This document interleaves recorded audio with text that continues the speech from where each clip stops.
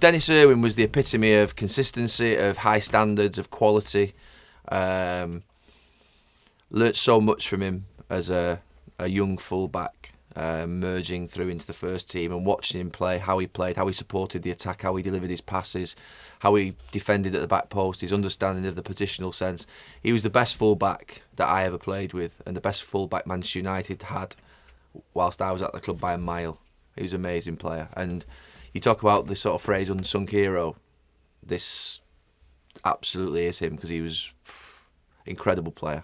Yeah, they're in a period, the club are in a period now where, and there was always probably going to be a storm after Sir Alex Ferguson left, because it had been so stable, so normal for 25, 26, 27 years. It's just been an incredible period for the club of stability, that it was always going to be choppy maybe after he left, and it's been more choppy than I think anybody ever imagined.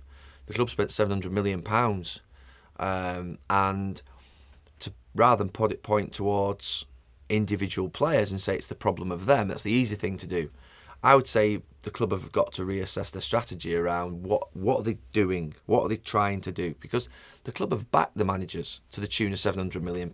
They put, but you've gone from David Moyes to Louis van Gaal, who's got a completely different football philosophy, to Jose Mourinho, who's again got a completely different football philosophy. So what you're trying to do, you've ended up with three different types of players that suit three different managers in the dressing room, along with some players from Sir Alex Ferguson's era as well. So you've got sort of four different types of players from four different managers in the same dressing room. The club really should have that sort of, that thread of what players they want, what players they have, and they should appoint managers who fit that thread to coach those players. And at the moment, I don't believe that exists. No, Carragher can do one. Honestly. I mean, the reason I'm not going to wear it, I would always do what I say I'm going to do, to be fair. But I had a bet with him 3 years ago on Monday Night Football that if Paulinho scored 15 goals, I would wear a Liverpool shirt. If he didn't score 15 goals, he would wear a United shirt. Paulinho didn't score 15, he should have wore a United shirt, and he didn't follow through on the bet. So basically, it's 1-1. He's reneged on the bet that we did with him on Paulinho, and I'm going to renege on this one. He can... To be honest with you, I never really thought of it that much. We had loads of these types of incidents during our careers at Manchester United, and to be honest with you, we always supported the players. I remember when Wayne Rooney came back from the World Cup in 2006, and there was the winking incident with Cristiano Ronaldo, and these were the two biggest characters in English football at the time. Obviously, it's the same with Roy in 2002. These things, just like David Beckham coming back with the boot incident in '98, these things were just normal at Manchester United. There always seemed to be a Manchester United player that was at the centre of an incident coming out of a major tournament. And we always supported the teammates in terms of their actions. We knew that obviously, the likes of, say, Roy or Wayne Rooney or David Beckham, they're formidable characters. They stand on their own 2 feet. They'll got personality. And you knew full well that they would always give their all for the team. You always judged them as football players, not in terms of what they would do in terms of individual incidents. And I was no different. I'd love to do a piece on football philosophies with the great managers over the last 30, 40 years. So you could go back to, say, Arrigo Sacchi or Louis van Gaal.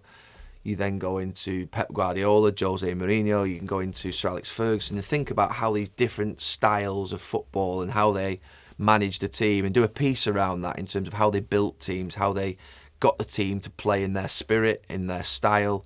It'd be nice to do something like that as a sort of bigger, more sort of in-depth piece, a journalistic piece. I think we're nowadays, and I'm part of it as well, I used to love investigative journalism in terms of really deep, thought-out pieces that have been prepared over many, many weeks. There's less of that now. It's a lot more quick hits, a lot more sort of grabs. And that's good. People want things quicker, everything, information, content, all that. I get it. But I love to do a really in-depth piece around sort of the thought process behind the great managers of the last 20, 30, 40 years. I haven't spoken to him. I've had a couple of messages with him, but I think generally over the last 2 or 3 months, just been leaving. Him alone, he used to recover, and I was really delighted to see that video message that he did a couple of weeks ago. I think everybody was. It was wonderful, and like he said, I think just listening to him on that message that hopefully he'll be back soon, and wishing the club the best for all the season. And to say I'd be delighted to see him soon. He's a great man who's had one of the biggest influences, well, the biggest influence on my life, outside of my family. Today FM's Premier League Live. What a goal! With Sky Sports. Back this Saturday from 2.